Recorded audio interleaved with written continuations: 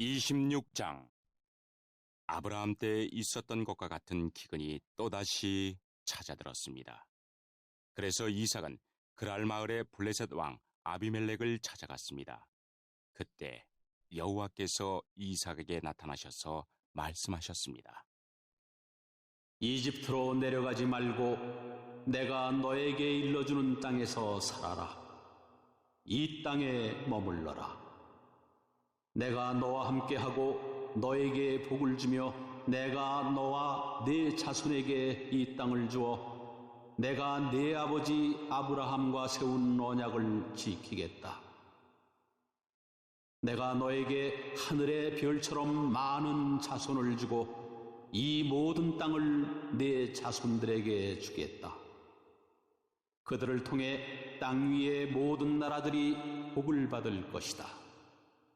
그것은 네 아버지 아브라함이 내 말에 순종하고 내 명령과 가르침과 계명과 규율에 복종했기 때문이다. 그래서 이삭은 그랄에 머물렀습니다. 이삭의 아내 리브가는 매우 아름다웠습니다. 그곳 사람들이 이삭에게 그의 아내가 누구냐고 물어보면 이삭은 저 여자는 내 누이요. 라고 대답했습니다. 이삭은 리브가를 자기 아내라고 말하기가 두려웠습니다. 사람들이 리브가를 빼앗기 위해 자기를 죽일지도 모른다고 생각했기 때문입니다. 이삭은 그랄에서 오랫동안 살았습니다. 어느 날 블레셋 왕 아비멜렉이 창밖을 내다보니 이삭이 자기 아내 리브가를 껴안고 있는 모습이 보였습니다. 아비멜렉이 이삭을 불러서 말했습니다. 이 여자는 네 아내인데 왜 우리에게는 누이라고 했느냐? 이삭이 아비멜렉에게 말했습니다. 저 여자 때문에 제가 죽임을 당할지도 모른다고 생각했기 때문입니다. 아비멜렉이 말했습니다. 어찌하여 우리에게 그런 일을 했느냐? 자칫하면 우리들 가운데 누군가가 네 아내와 잠자리를 함께하여 우리가 큰 죄를 지을 뻔했다. 아비멜렉이 모든 백성에게 주의를 주었습니다. 이 사람이나 그의 아내를 건드리는 사람은 반드시 죽을 것이다. 이삭이 그 땅에 씨를 뿌려 그 해에 100배의 많은 곡식을 거두어 드렸습니다. 여호와께서 이삭에게 큰 복을 주시니 이삭은 부자가 되었고 점점 더 큰 부자가 되었습니다. 이삭에게 양떼와 소떼가 많고 또 많은 종들을 거느리자 블레셋 사람들이 이삭을 질투했습니다. 블레셋 사람들은 이삭의 아버지 아브라함의 종들이 판 우물들을 흙으로 덮어버렸습니다. 그 우물들은 아브라함이 살아있을 때 판 것이었습니다. 아비멜렉이 이삭에게 말했습니다. 우리나라를 떠나라. 너는 우리보다 훨씬 더 강해졌다. 그래서 이삭은 그곳을 떠났습니다. 이삭은 그랄 골짜기에 장막을 치고 그곳에서 살았습니다. 이삭은 자기 아버지 아브라함이 팠던 우물들을 다시 팠습니다. 아브라함이 죽은 뒤에 블레셋 사람들이 그 우물들을 막아버렸기 때문입니다. 이삭은 우물들을 다시 판 다음에 그 우물들의 이름을 아버지가 불렀던 대로 불렀습니다. 이삭의 종들이 골짜기의 땅을 파서 샘물이 솟아오르는 곳을 찾았습니다. 그런데 그랄에서 양을 치고 있던 사람들과 이삭의 종들 사이에 다툼이 일어났습니다. 그랄의 목자들이 말했습니다. 이 우물은 우리 것이다. 그래서 이삭은 그 우물의 이름을 에색이라고 지었습니다. 이삭의 종들은 또 다른 우물을 팠습니다. 그러나 또 사람들이 와서 그 우물을 두고 서로 다투었습니다. 그래서 이삭은 그 우물의 이름을 신나라고 지었습니다. 이삭이 그곳에서 이사해서 또다시 우물을 팠습니다. 이번에는 시비를 거는 사람이 아무도 없었습니다. 그래서 이삭은 그 우물의 이름을 르호봇이라고 짓고 이제 여호와께서 넓은 곳을 주셨으니 우리는 이 땅에서 성공할 것이다. 라고 말했습니다. 이삭은 그곳에서 브엘세바로 갔습니다. 여호와께서 그날 밤에 이삭에게 나타나셔서 말씀하셨습니다. 나는 내 아버지 아브라함의 하나님이다. 너는 두려워하지 마라. 내가 내 종 아브라함을 위해서 너와 함께 있겠고 너에게 복을 주며 많은 자손을 줄 것이다. 그래서 이삭은 그곳에 제단을 쌓고 여호와께 예배드렸습니다. 이삭은 그곳에 장막을 치고 그의 종들은 우물을 팠습니다. 아비멜렉이 그랄에서 이삭을 만나기 위해 왔습니다. 아비멜렉은 그의 비서 아우삭과 비고를 데리고 왔습니다. 이삭이 그들에게 물었습니다. 무슨 일로 왔습니까? 당신들은 나를 미워하여 쫓아내지 않았습니까? 그들이 대답했습니다. 우리가 여호와께서 당신과 함께 하심을 분명히 보았으니 우리 서로 맹세하고 언약을 맺읍시다. 우리는 당신을 해치지 않고 당신에게 잘해 주었으며 당신이 평안히 돌아갈 수 있게 해 주었어. 그러니 당신도 우리를 해치지 마시오. 당신은 여호와께 복을 받은 사람이요. 그래서 이삭은 음식을 준비하여 그들과 함께 먹고 마셨습니다. 이튿날 아침에 그들은 일찍 일어나 서로 언약을 맺었습니다. 언약을 맺은 다음 이삭이 그들을 보내니 그들이 평화롭게 떠났습니다. 그날 이삭의 종들이 이삭에게 와서 자기들이 판 우물에 대해 이야기했습니다. 저 우물에서 물이 나왔습니다.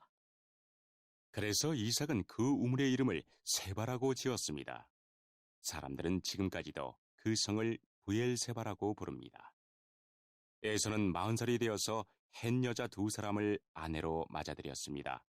한 여자는 부엘리의 딸 유디시였고 다른 여자는 엘론의 딸 바스맛이었습니다. 이 2 여자는 이삭과 리브가에게 큰 근심거리가 되었습니다. 25장. 하늘나라는 등을 들고 신랑을 맞으러 나간 10명의 처녀에 빗댈 수 있다. 그 가운데 5명의 처녀는 어리석고 5명의 처녀는 지혜로웠다. 어리석은 처녀들은 등을 가지고 있었지만 기름이 없었다. 지혜로운 처녀들은 등뿐만 아니라 통에 기름까지 넣어 가지고 있었다. 신랑이 오는 것이 매우 늦어져서 처녀들이 모두 졸다가 잠이 들었다. 한밤중에 어떤 사람이 소리쳤다. 여보시오, 신랑이 옵니다. 나와서 맞이하십시오. 그러자 모든 처녀들이 깨어나 등불을 준비하였다. 어리석은 처녀들이 지혜로운 처녀들에게 말했다. 등불이 꺼져가니 우리에게 기름을 조금만 나누어 다오. 지혜로운 처녀들이 대답했다. 안 돼. 우리가 함께 쓰기엔 기름이 충분치 않아. 기름 파는 사람에게 가서 사렴. 어리석은 5 처녀가 기름을 사러 간 사이에 신랑이 왔다. 준비된 처녀들은 신랑과 함께 결혼잔치에 들어가고 문은 닫혀 잠겼다. 나중에 나머지 처녀들이 와서 주님 문 좀 열어주세요라고 간청했다. 그러나 신랑이 대답했다. 내가 너희에게 진정으로 말한다. 나는 너희를 알지 못한다. 그러므로 항상 깨어 있어라. 그 까닭은 너희가 그날과 그 때를 알지 못하기 때문이다. 하늘나라는 여행을 떠날 때 종들을 불러서 자기 재산을 맡긴 사람과 같다. 주인은 종들의 능력에 따라 어떤 사람은 5 달란트를, 어떤 사람에게는 2 달란트를, 또 어떤 사람에게는 1 달란트를 맡기고 여행을 떠났다. 5 달란트를 받은 종은 얼른 가서 그것으로 장사를 하였다. 그래서 5 달란트를 더 벌었다. 마찬가지로 2 달란트를 받은 종도 2 달란트를 더 벌었다. 그러나 1 달란트를 받은 종은 나가서 땅을 파고 그곳에 주인의 은돈을 숨겼다. 세월이 오래 지난 뒤에 종들의 주인이 집에 돌아와서 종들과 세임을 하였다. 5달란트를 받았던 종이 5달란트를 더 가지고 와서 말했다. 주인님, 제게 5달란트를 맡기셨는데 보십시오. 5달란트를 더 벌었습니다. 주인이 대답했다. 참 잘했구나. 너는 착하고 신실한 종이다. 네가 작은 것에 최선을 다했으니 내가 훨씬 더 많은 것을 너에게 맡기겠다. 주인과 함께 기쁨을 누려라. 2달란트를 받았던 종도 와서 말했다. 주인님, 제게 2달란트를 맡겨주셨는데 보십시오. 2달란트를 더 벌었습니다. 주인이 그에게 대답했다. 참 잘했구나. 너는 착하고 신실한 종이다. 네가 작은 것에 최선을 다했으니 내가 훨씬 더 많은 것을 너에게 맡기겠다. 주인과 함께 기쁨을 누려라. 그리고 1달란트를 받았던 종이 주인에게 와서 말했다. 주인님, 저는 주인님이 심지 않은 데서 거두고 씨 뿌리지 않은 데서 거두는 완고한 분이라 생각했습니다. 그래서 두려운 마음으로 밖에 나가 돈을 땅에 숨겼습니다. 이제 주인님이 제게 주신 돈을 도로 받으십시오. 주인이 대답했다. 이 악하고 게으른 종아, 너는 내가 심지도 않은 데서 거두어들이고 씨 뿌리지 않은 곳에서 거두어들인다고 생각했느냐? 그렇다면 너는 내 돈을 은행에 넣어두었어야 했다. 그러면 내가 다시 돌아왔을 때 이자와 함께 내 돈을 돌려받았을 것이다. 저 종에게서 돈을 빼앗아 10달란트 가진 종에게 주어라. 가진 사람은 더 많이 받아 풍성하게 될 것이고 없는 사람은 있는 것마저 빼앗길 것이다. 저 쓸모없는 종을 바깥 어두운 곳에 던져라. 거기서 슬피 울고 고통스럽게 일을 갈 것이다. 인자가 모든 천사들과 함께 영광 가운데 다시 와서 영광의 보좌에 앉을 것이다. 그때 세상 모든 나라가 그 앞에 모일 것이며 목자가 양과 염소를 구분하듯이 인자가 사람들을 나눌 것이다. 인자는 자신의 오른쪽에는 양을, 왼쪽에는 염소를 둘 것이다. 그때 왕이 오른쪽에 있는 사람들에게 말할 것이다. 내 아버지로부터 복을 받은 너희들이여, 와서 세상이 만들어질 때부터 하나님께서 너희를 위해 준비하신 나라를 물려받아라. 내가 배가 고플 때 너희는 내게 먹을 것을 주었다. 내가 목마를 때 너희는 마실 것을 주었다. 내가 나그네로 있을 때 너희는 나를 초대해 주었다. 내가 헐벗었을 때 너희는 내게 옷을 입혀 주었다. 내가 아플 때 너희는 나를 돌보아 주었다. 내가 감옥에 있을 때 너희는 나를 찾아주었다. 그때 의로운 사람들이 그에게 대답할 것이다. 주님, 언제 주님께서 배고프신 것을 보고 우리가 음식을 주었습니까? 언제 목마른 것을 보고 마실 것을 주었습니까? 언제 나그네 된 것을 보고 우리가 초대하였습니까? 언제 헐벗으신 것을 보고 우리가 옷을 입혀주었습니까? 언제 감옥에 있는 것을 보고 또 아프신 것을 보고 우리가 찾아갔습니까? 그때 왕이 대답할 것이다.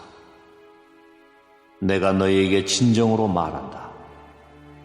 보잘것없는 사람에게 한 일, 곧 너희가 이 형제들 중 가장 보잘것없는 사람에게 한 일이 곧 나에게 한 것이다.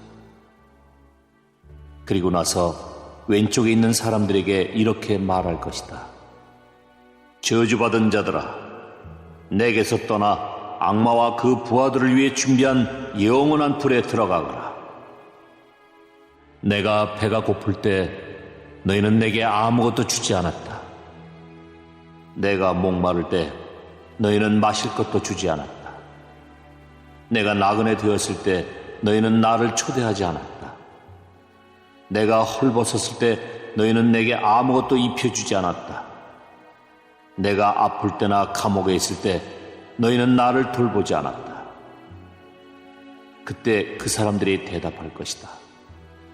주님, 언제 주님이 배고프거나 목마르거나 나그네 되었거나 헐벗었거나 아프거나 감옥에 있는 것을 보고 우리가 돌보지 않았습니까? 그때 왕이 대답할 것이다. 내가 너희에게 진정으로 말한다. 이 사람들 가운데 가장 작은 자 한 사람에게 하지 않은 것이 곧 나에게 하지 않은 것이다. 이 사람들은 영원히 형벌을 받게 될 것이다.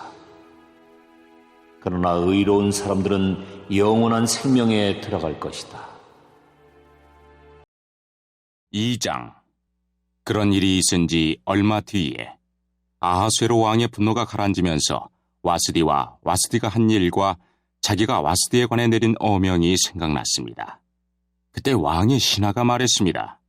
이제 우리가 왕을 위해 아리따운 처녀를 찾게 하여 주십시오. 전국 각 지방에서 감독을 뽑아 아리따운 처녀를 수산 왕궁으로 데려오게 하십시오. 그들을 후궁에 보내어 궁녀들을 돌보는 넷이 해계에게 맡기고 몸을 가꿀 수 있도록 화장품을 보내주십시오.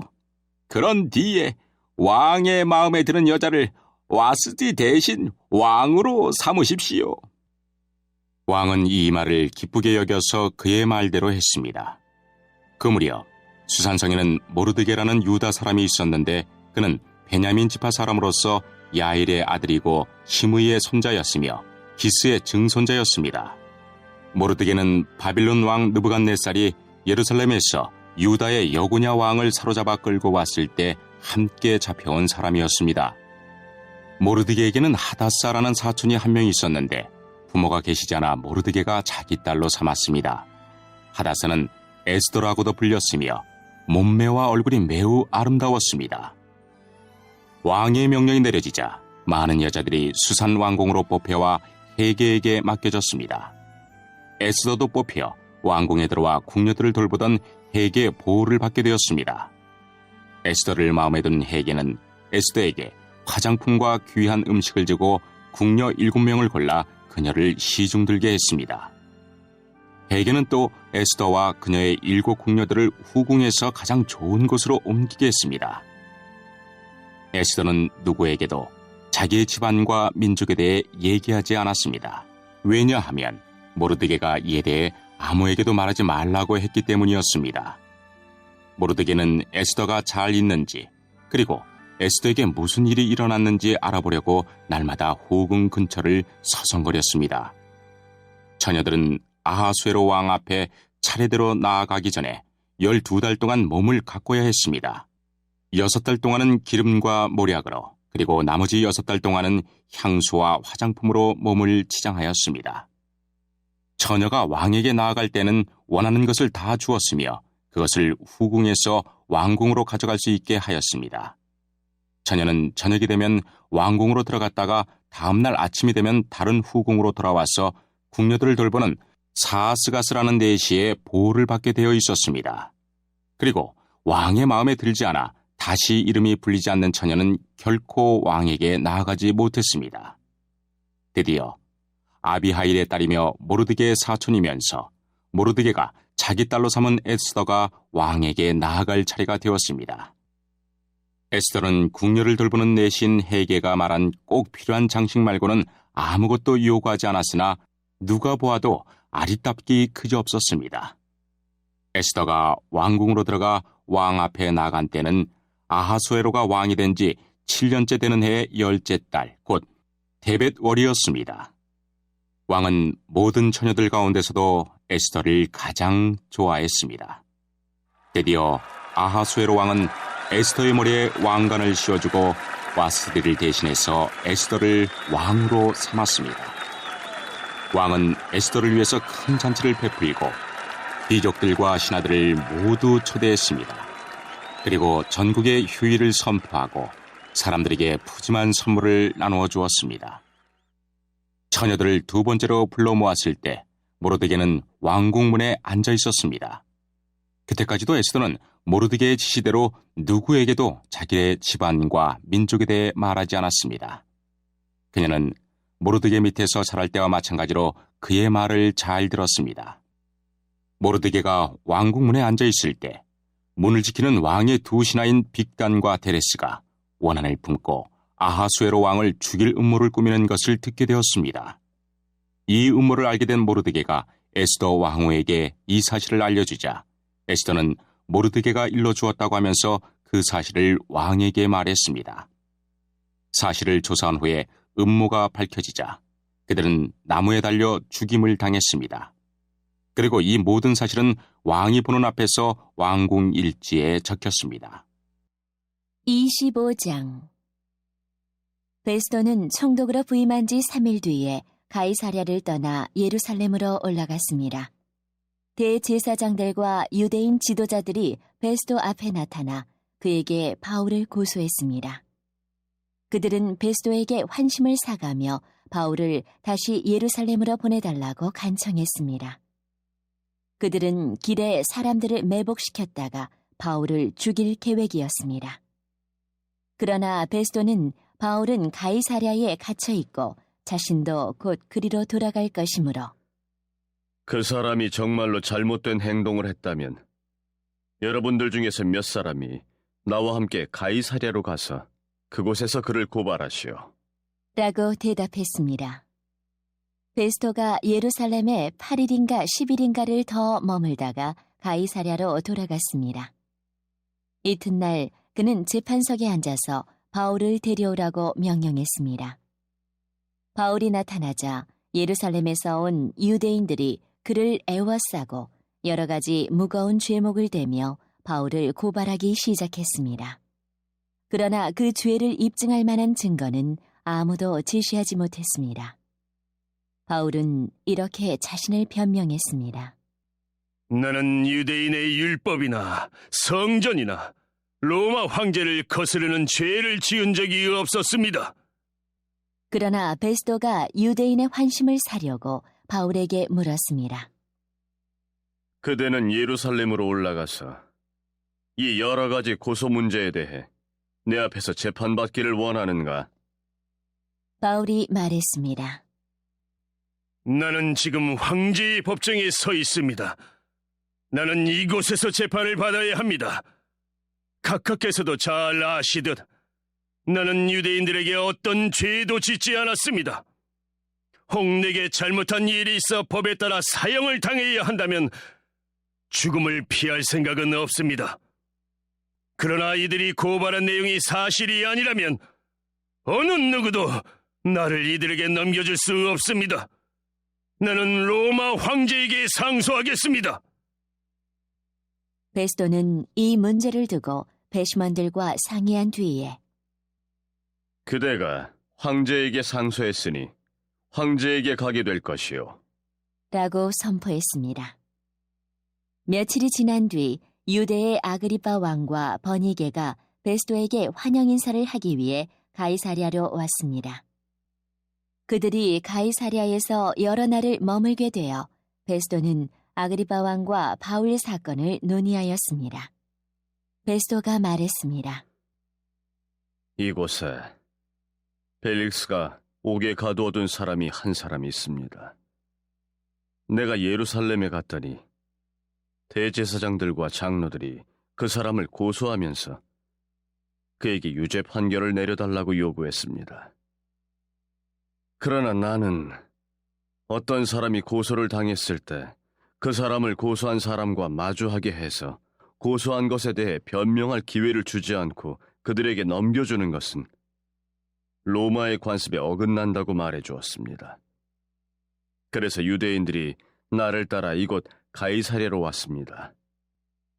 나는 시간을 끌지 않고 그 이튿날 재판을 소집하고 재판석에 앉아서 그 사람을 불러오게 했습니다. 유대인들이 일어나 그를 고발하며 죄목을 늘어놓았지만 내가 예상했던 것만큼 악한 죄는 없었습니다. 그들이 바울과 논쟁을 한 것은 간단히 말해서 그들의 종교에 관한 것과 예수라는 어떤 죽은 자에 관한 것이었습니다. 바울은 그자가 살아있다고 주장합니다. 나는 이와 같은 문제를 어떻게 조사해야 할지 몰라 망설이다가 바울에게 예루살렘으로 가서 이 문제에 대해 재판받기를 원하느냐고 물어보았습니다. 그러나 바울이 황제에게 판결을 받을 때까지 그대로 갇혀 있겠다고 해서 나는 바울을 로마에 계신 황제에게 보낼 때까지 그를 가두어두라고 명령했습니다. 그러자 아그리빠가 베스도에게 나도 그 사람의 말을 듣고 싶소. 라고 말했습니다. 베스도는 내일 그의 말을 들을 수 있게 하겠습니다. 라고 대답했습니다. 이튿날 아그리빠와 버니게는 화려한 행렬을 갖추고 군대 지휘관들과 그 도시의 유지들과 함께 재판정에 나타났습니다. 베스도가 명령하자 바울이 끌려 나왔습니다. 그때 베스도가 말했습니다. 아그리빠 왕 전하, 그리고 이 자리에 함께하신 여러분, 이 사람을 보십시오. 이 사람은 이곳과 예루살렘에 있는 모든 유대인들이 살려두어서는 안 된다고 소리치면서 나에게 고소한 사람입니다. 그러나 내가 판단하기에 그는 죽임을 당할 만한 죄를 범하지 않았습니다. 그런데 그가 황제에게 상소하였으므로 그를 로마로 보내기로 결정했습니다. 하지만 이 사람에 관해서 황제께 써보낼 만한 자료가 내게는 없습니다. 그래서 이 사람을 여러분 앞에, 특별히 아그리빠 왕 앞에 불러낸 것입니다. 나는 여러분이 이 사람을 신문하면 황제께 보고할 자료가 생기지 않을까 기대하고 있습니다. 황제께 죄수를 보내면서 그 죄목이 무엇인지 알리지 않는 것은 사리에 맞지 않는 일이라고 생각합니다.